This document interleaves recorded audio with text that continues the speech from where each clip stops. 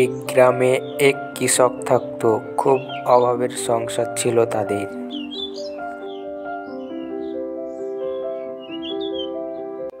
কি গো, আজও খালি হাতে এসেছো? মেয়েটা যে সে কবে থেকে ইলিশ মাছ খেতে চাইছে, তা বাজার থেকে একটি ইলিশ মাছ আনলেই তো পারতে। তুমি তো জানো আমার ছোট্ট একটি জমি আছে, তাতে যা ফসল হয় তা বিক্রয় করে কোনো মতে টেনে টুনে এই সংসারটা চালাই। তুমি তো জানো ইলিশ মাছের যা দাম, আমার সামর্থ্য নেই ইলিশ মাছ কেনার। তাই বলে কি মেয়েটার একটু ইচ্ছে পূরণ করতে পারবো না? আমাদের একটি মাত্র মেয়ে, কোনোদিন কোনো কিছুর জন্য আবদার করেনি। আজ যখন মেয়েটা মুখ ফোটে কিছু খেতে চাইছে, আমরা কি এটুকু খাওয়াতে পারবো না? বউ, তোমার কথা সবই বুঝতে পারছি, কিন্তু কি করব বলো? আমাদের যে কিছু করার নেই। তুমি এখানে দাঁড়াও, আমি এক্ষুনি আসছি।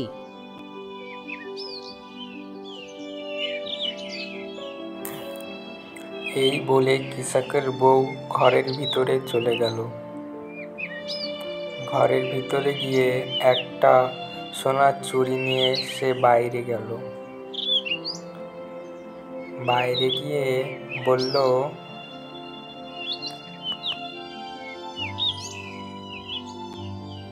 এই নাও, এই চুড়ি বেচে দাও। এই চুড়ি বেচে যা টাকা হবে, তাতে আমাদের মেয়ের জন্য একটি ইলিশ মাছ কিনে আনো। ঠিক আছে বউ, আমি এক্ষুনি যাচ্ছি। এই বলে কৃষক চুড়িটা দেখতে দেখতে বাজারের দিকে রওনা দিল। বাজারে এসে বলল, শাহুকার বাবু, আমি এই চুড়িটা বিক্রয় করতে চাই, তা কত টাকা হবে এই চুড়িটা বিক্রয় করে?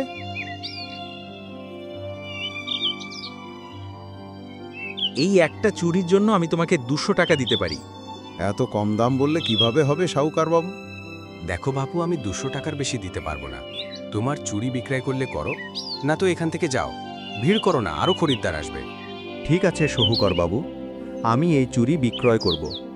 হ্যাঁ হ্যাঁ, এই নাও তোমার টাকা। কৃষক চুড়িটা বিক্রি করে 200 টাকা পেল।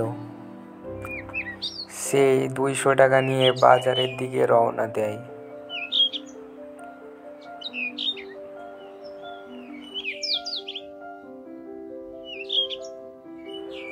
বাজারের দিকে এসে সে মাছের বাজারের কাছে গোপাল, যায়। তুমি হয়তো ভুল করে আমার দোকানের সামনে চলে এসেছো। ওই যে ওই দেখো, ওইখানে পচার দোকান আছে। না না গোবিন্দদা, আমি তোমার দোকানেই এসেছি মাছ কেনার জন্য। ও আচ্ছা, তা কি মাছ কিনবি বল? আমি একটি ইলিশ মাছ কিনবো, তা কত করে দিচ্ছ ইলিশ মাছ? কি, তুই ইলিশ মাছ কিনবি? তা তোর কাছে ইলিশ মাছ কেনার টাকা আছে তো? তুই তো সবসময় পচার দোকান থেকে ছাট সবজি কম দামে কিনে নিয়ে যাস। তুমি বলোই না কত করে দিচ্ছ ইলিশ মাছ? 400 টাকা কেজি ইলিশ, তুই কি কিনতে পারবি? 400 টাকা কেজি চুড়ি বেচে তো 200 টাকা পেলাম।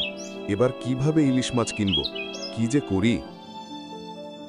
তুই বরং এক কাজ কর, ওই পুঁটি মাছগুলো 100 টাকা কেজি দিচ্ছি, তুই ওই পুঁটি মাছগুলো নিয়ে যা।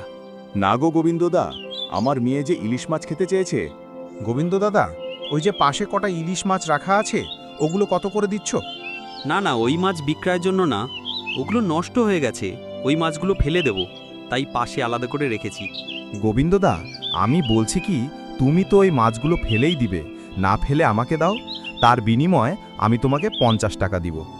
আমি তো ফেলে দেব, তুই যখন বলছিস তো ঠিক আছে, নিয়ে যা, আমার 50 টাকা লাভ হবে। এই নে ধর। হ্যাঁ হ্যাঁ, দাও।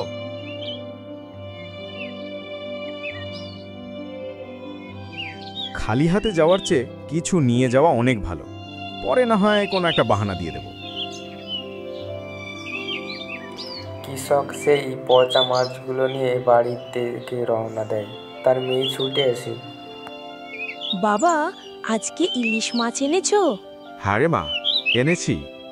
মা, মা দেখো, আজ বাবা ইলিশ মাছ এনেছে, তুমি রান্না করো, আমি খেলতে গেলাম, এসে ইলিশ মাছ দিয়ে ভাত খাবো।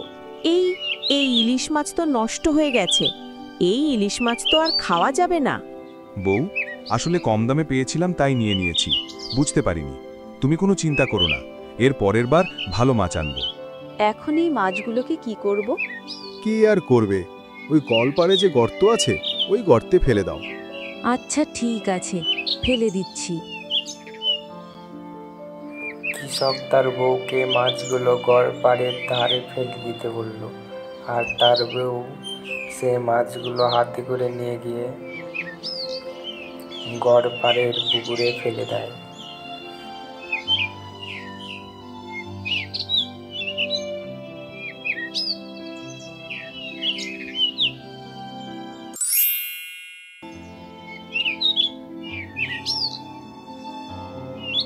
কই গো, শুনছো?